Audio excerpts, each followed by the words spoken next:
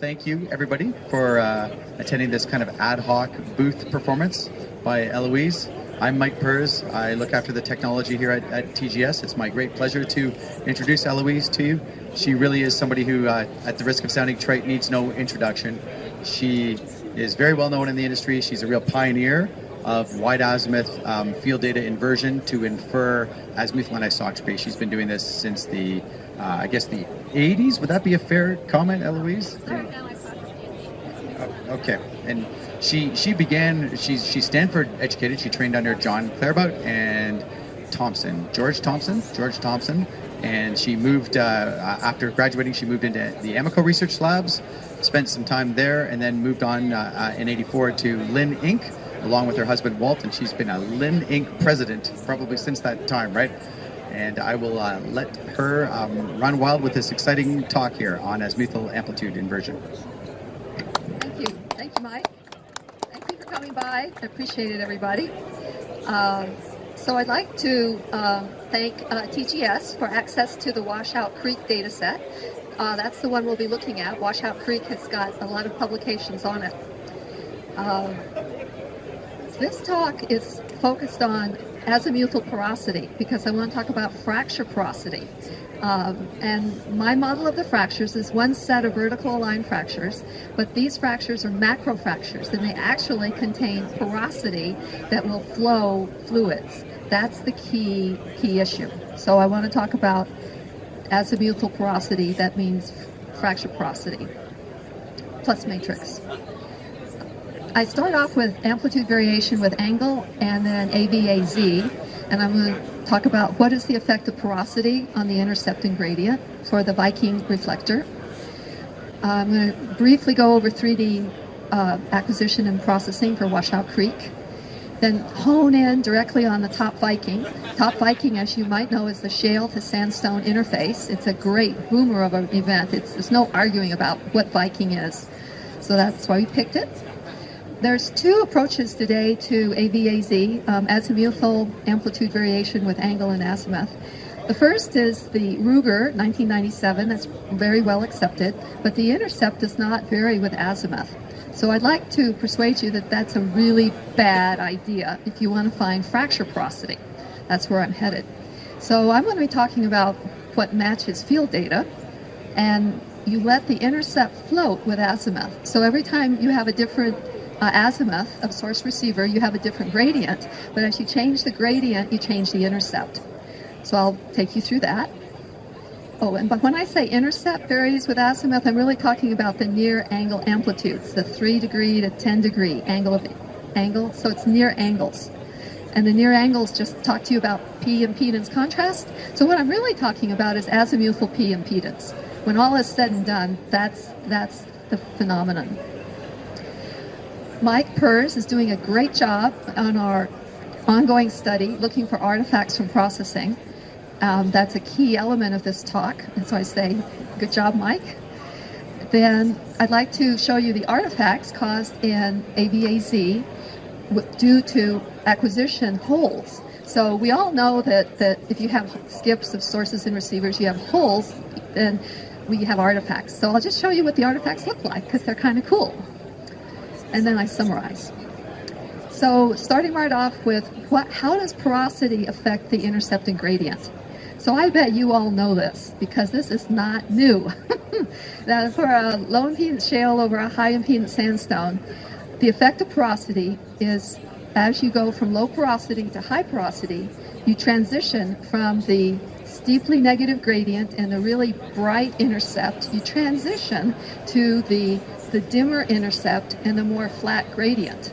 So this straight line depends on pore fluid, water, oil, and gas.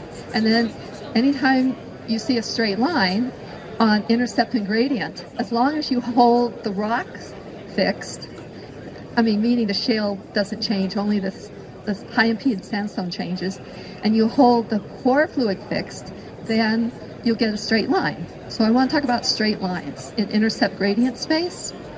I'll start with, imagine four different bins, and that's shown here schematically. So I'm still azimuth blind. This axis, y-axis is amplitude. This is sine squared theta, angle of incidence. High porosity to low porosity. The gradient changes and the intercept changes as well. I want you to remember bright intercept, negative, most negative gradient, low porosity, because I'll be harping on that again and again. So here's the cartoon for one common image point gather after migration, one bin, and you're looking at different azimuths, parallel, and then, no, beg your pardon, here we go. Parallel of fractures is low porosity, perpendicular to fractures is high porosity.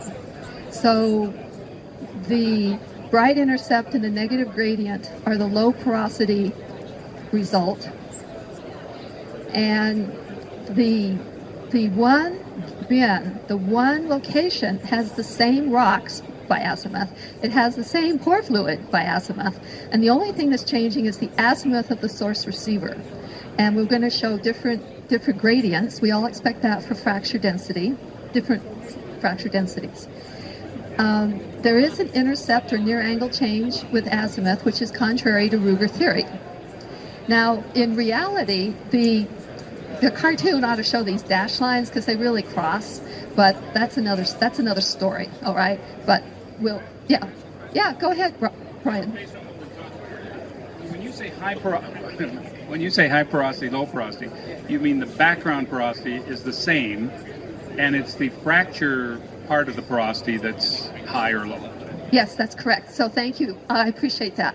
So low porosity fracture parallel, that's the matrix. Whatever the matrix porosity is, that's the background. It's the same in all azimuths. The matrix is the same. But what's different is that when you go across the fractures, you're actually sampling both matrix and fracture porosity. And if your model of fractures actually contain porosity, then matrix plus fracture porosity is a bigger porosity than the porosity of just matrix alone. So I'd like now to point out that there are those who think this is geophysical heresy, but I'm here to tell you it's not, all right? So first of all, I've seen it in field data all around the world. Basically, I've looked at data sets processed by the top 3 contractors. They were shot full fold, full azimuth, processed through azimuthal orthorhombic Prestack depth migration, and the effects are there. So the investigations to date indicate that it's not due to near-angle azimuthally varying noise. If noise is a culprit, it's a very sneaky one. So the ongoing study is going to continue to hunt through the data to see if there's any problems that we can uncover, because if there's a problem, we need to know about it, because we can fix it. But if we hunt and there's no problem, then we just continue on with our analysis. Then there's these studies I did where I excluded my near angle. I basically did the whole analysis again, but I only used the mids and the fars, and I got the same answer. So my gradient and intercepts were not affected or corrupted by a really crummy near angle amplitude, because I got the same answer whether I used it or I didn't use it. So what causes the azimuthal variation of near angle amplitudes? There's three causes. You can pick the one you like. There's an azimuthal variation of the sensed porosity, and I'm really talking about azimuthal P impedance. I do recognize that reflecting interfaces are sometimes not perfect planes, and especially if you have one set of vertical aligned fractures, you could easily have azimuth-dependent scattering off the discrete fractures. So obviously that's something that we're going to try to look at in the ongoing days. Now the really cool one is azimuthal Q, azimuthal fluid movement, because the fracture perpendicular direction, the P wave will press on the fractures and squash the fluid out. And if the fluid can go from crack to pore to crack to pore, that's losing energy from the propagating wave. And that's more across the fractures, and it's less parallel the fractures. So you know, I can't prove to you today that we have azimuthal Q, but there are other papers in the geophysics literature that say they found it in field data, 3D full azimuth, full offset field data. The consequences of the azimuthal variation of the near angles, amplitudes, is that legacy 3Ds may have rich information that with calibration data you can reprocess using 5D interpolation and the 6 narrow azimuth spokes, rich in angles, run it into Prestack time migration or Prestack depth, and then you're good to go. And so this, in my opinion, opens up the door to anywhere where you hopefully will have a fractured carbonate with oil in it, and you sort of want to go back and take another look. As long as you shot it so that you're rich out to about 20 degrees, 10 degrees to like 20 degrees, you ought to be able to do this. Okay. Then the next point is that there are some azimuthal inversion programs that don't allow the P impedance to change by azimuth because they require the intercept to be pinned or azimuthally invariant. So if you are so unlucky as to be doing that, you will not produce results that tie with the reservoir calibration data. So beware. Here is a cartoon expansion of the plot of near angle amplitude versus gradient. The beach balls show fracture parallel to fracture perpendicular.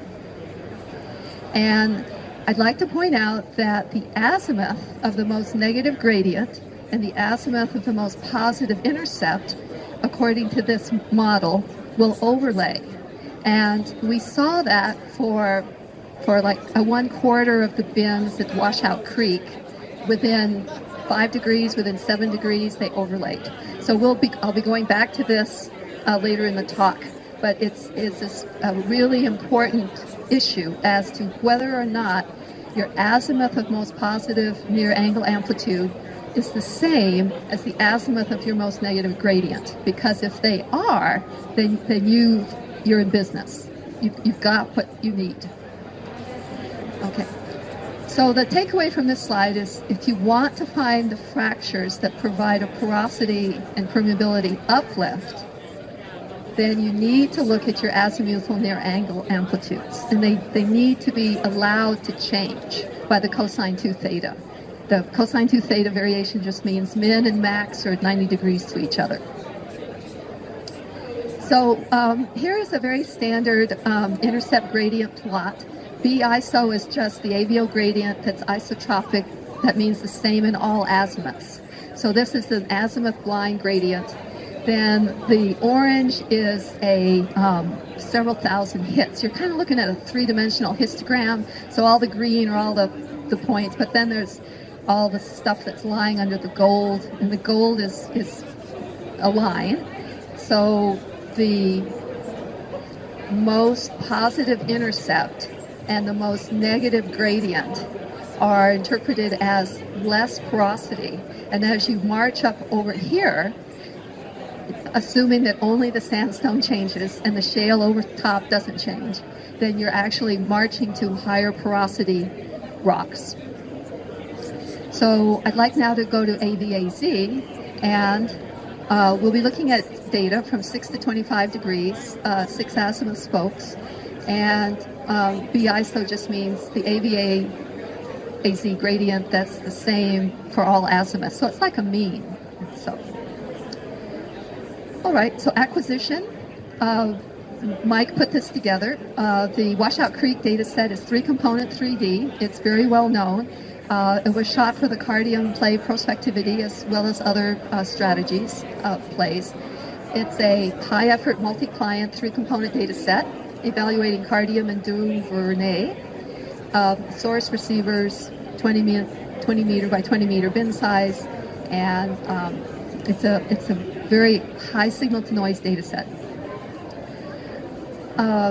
This is the acquisition. The green are the sources, the red are the receivers, circled in blue are the zones of holes or missed shots or receivers. And I'll be coming back to this at the end of the talk to show artifacts. But I want to focus on the black box because there's uniform coverage. The rest of the talk will show you data from the black box. Here is a representative line. The Viking is the blue reflector, and it's very clear on the gathers. Nobody has to worry about where is Viking.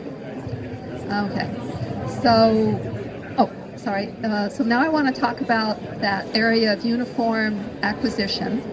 This is the a standard Ruger pinned intercept.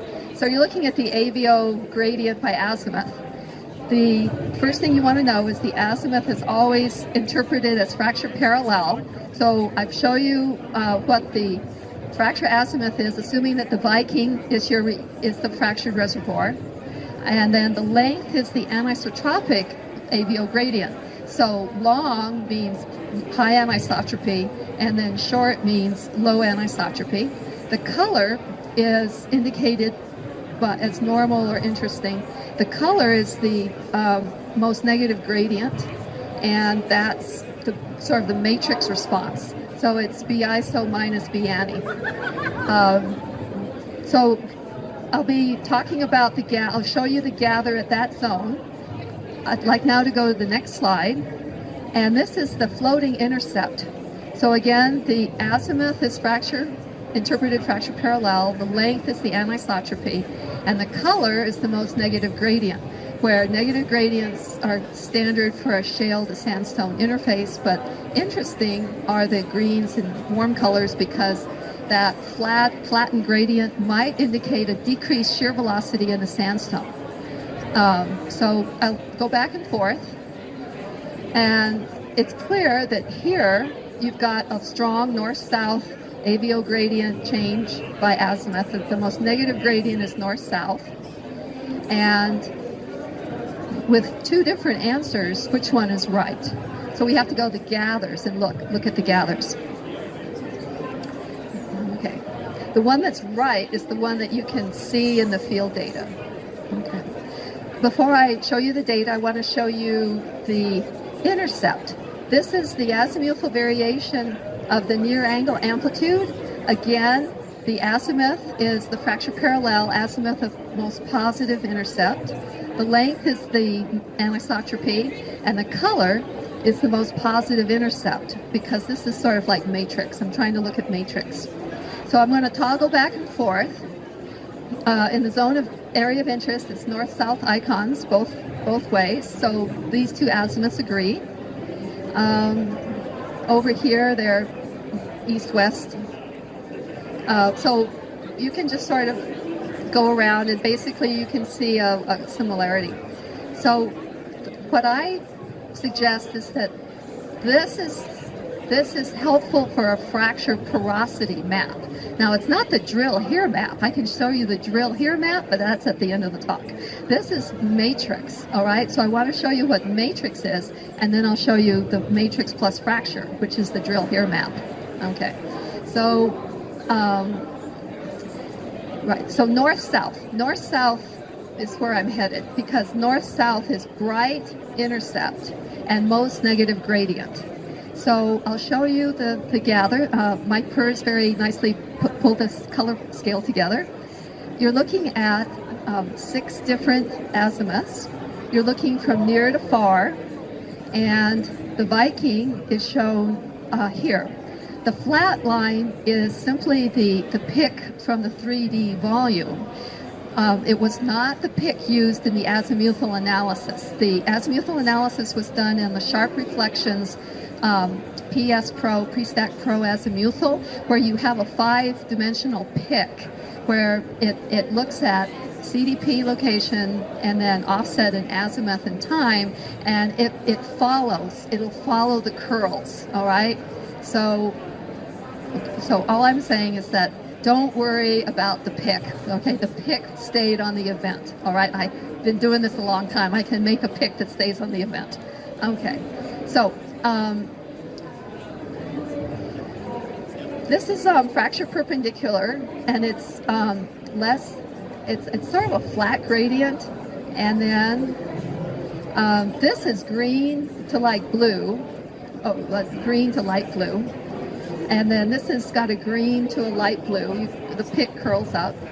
So the brightest intercept and the most negative gradient are north-south. That's what the floating intercept map showed. So I'm going to pop up the little blow-ups. This is bright, so it's and then that's the dim on the near. So bright, this is fracture parallel. Thank you. Fracture parallel.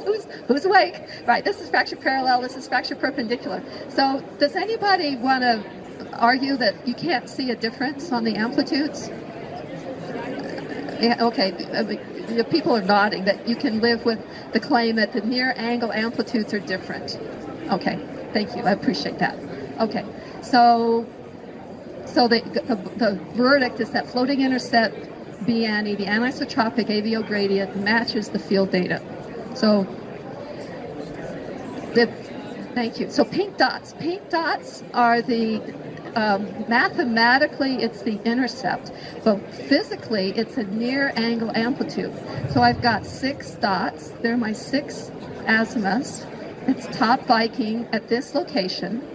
The magnitude of the anisotropy is 50%. The reliability is 3. Max minus min is 3 times bigger than the RMS error in the fit of the cosine 2 theta.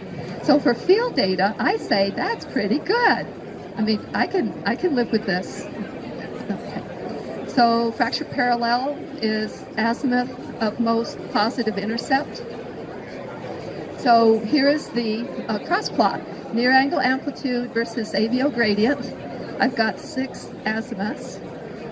You can fit a line. Now I'll grant you the line is only 0.78. I mean, this is usually we see about 0.9, but I can live with 0.78. So the most negative gradient is the most positive near angle amplitude, but it's these measurements that show you matrix plus fracture. So those are the numbers we want to put on the map. Okay. So the azimuth of the most negative gradient and the azimuth of the most positive intercept match within 10 degrees for half the bins. That's 75,000 bins. So 75,000 observations is pretty robust. I mean, that's significant. Okay. Ongoing work, ruling out artifacts. First, we'll look at acquisition. So I'd like to look at the zone of the area of interest, and this is a display of the azimuth-dependent near-offset fold in the north 105 east. That would be across the fractures, but there's no systematic problem seen with acquisition. So then now we're looking at the processing, and we're going to look at this bin. Here is the Prestack time migration, common azimuth, common offset. Obviously, you're looking at 6 azimuths from near to far. You can see the mute, where the mute would be. Viking is posted. The data look very clean. They look well behaved. Oops. So there's no obvious near offset coherent noise. So I think processing did a good job. All right, so now we're backing up to the raw common azimuth, common offset, but it's only spreading correction applied. This is a 5x5 super gather. There's a noise. We do see some strong coherent noise on the inner offsets. Going to the Prestack time migration, common offset, common azimuth. So now the nears are here and the fars are there. The data look very clean. There's no obvious noise corrupting the inner angles. Now backing up to the raw common offset, common azimuth, we do see strong coherent noise in the 0 to 13 degree angle of incidence. So some of you might say, oh, it's all just noise. But I would say that the processing really removed the noise because we've looked at several bins on this area and there's no systematic correlation with noise and this azimuthal gradient So I'll go to a different location, and in this location, there's only very weak coherent noise, and we got the same, we had a similar seismic signature, a strong floating intercept anisotropy, floating intercept gradient anisotropy. Mike, do you want to add anything? Okay, yeah. Just very, very quickly, this is just one representative example. We're showing a juicy sweet spot. This is the image point of focus, but behind the scenes, I've been looking at several other locations very carefully and doing the same analysis. So very specifically, I'm looking at the data in different domains, so COCA and CACO. I'm looking at mature processing after Prestack time migration, and also very in the infancy of processing at the very raw gather stage. And also looking at the spatial sampling, looking at these offset and azimuth limited fold maps, looking for any kind of correlation. Now, this is not my first rodeo. Processing effects can be very insidious and sneaky. I'm not claiming that there's no problem here, but I will say with at least a medium level of investigation, we're not seeing anything. So Heloise's tenet that this is a signal effect cannot be refuted based on my study to this point. Yes, right, yeah, go ahead. Does the VVAZ agree with the AVAZ? Okay, so that's a great question. Does VVAZ agree with AVAZ? So that will be part of our next paper. So One quick thing. I mean, we've done a lot of VVAZ on this data set, but the characteristic sampling interval or measurement scale associated with the VVAZ is much, much coarser in the vertical direction. So, I mean, the shorter answer is no. I have not seen any obvious correlation. I didn't necessarily expect a lot, but that's the short answer. The VVAZ agrees fairly well with the shear wave splitting. And the shear wave splitting methodology entails using a similar window of investigation.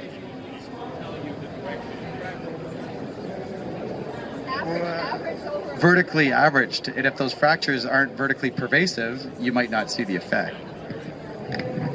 So this is an ongoing study, and we'll no doubt have more publications. So I'd like to talk about acquisition holes and azimuthal artifacts. So in blue are the holes or skips. And here's a time structure map. Warm colors are high, cold colors are low. It's very, very mild structure. Here is the standard AVO-AZ, it's pinned intercept, so think Ruger, and the artifacts tend to be these high magnitude, that means pink. So the color is that the gradient went way positive, so it's very anomalous. Then if you look at the floating intercept, the pattern is different, but that you still see these anomalously high or warm colors. So when I use colors, it's cold, it's always rainbow, blue to red, and blue is usually not terribly interesting, and then the anomalies are on the warm color end of it. So these are artifacts, so we would never do anything inside those zones because the data didn't work. So try to collect data with no skips, right? Okay, so where we were looking was right over here. We saw that north-south had the brightest intercept and the most negative gradient. So in summary, I presented well-known information on how porosity affects the intercept and gradient azimuth-lined, and then I expanded that into the azimuth-dependent intercept and gradient, and talk to you about the effect of porosity, fracture porosity. So the Washout Creek 3D area, we are only focusing on the areas of uniform acquisition coverage. We employed the two approaches to AVO-AZ, the Ruger theory, where the intercept is pinned by azimuth, and then the intercept floats with azimuth, which match the field data better. So we're continuing to work at scrutinizing the data. The most negative AVO gradients had the brightest intercept amplitudes. They're both the low porosity end of the azimuth. Well, it's the low porosity, the low matrix it's the matrix porosity response. The azimuth of the most negative gradient was within 10 degrees of the azimuth of the most positive near-angle amplitude for half the bins. Holes in acquisition cause high-magnitude artifacts in azimuthal amplitude studies. I say thank you to Bill Shea, Ryan Lau of Sharp Reflections, and the use of PS Pro Azimuthal. PS Pro provides both fixed intercept and floating intercept AV/AZ analysis. You just click once, out comes it, and click again, and out comes. That's good. So I say thank you very much. So at the University of Calgary, we did an experiment in physical modeling lab, which we shoot multiple azimuth reflection profile over a HDI layer. It was a phenolic layer. So we did not observe any azimuthal variation in intercept. We did not. So, and then in real data, however, I saw some disagreement in the intercept, but then we found in two cases. In one case, it was a footprint effect, and the other one, it was offset to angle conversion through a radon transfer, whatever, and that was causing that. So,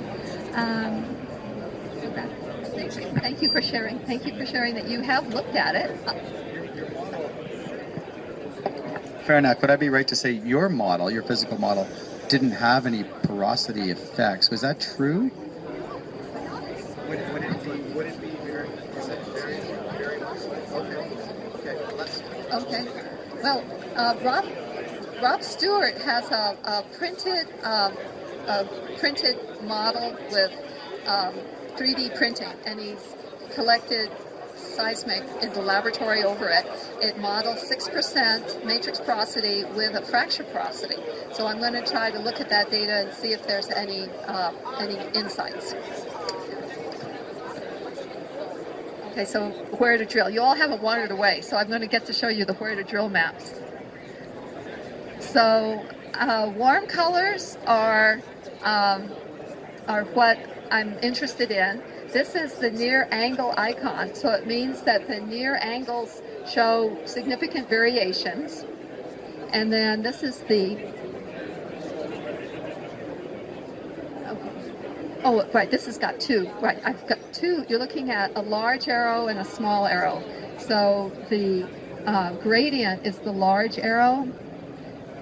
So where you see the warm arrows and the warm big arrows and the warm small arrows, you're able to identify where both the gradient and the intercept change azimuthally.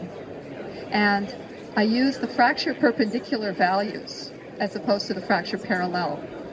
So, okay, that's all. So thank you.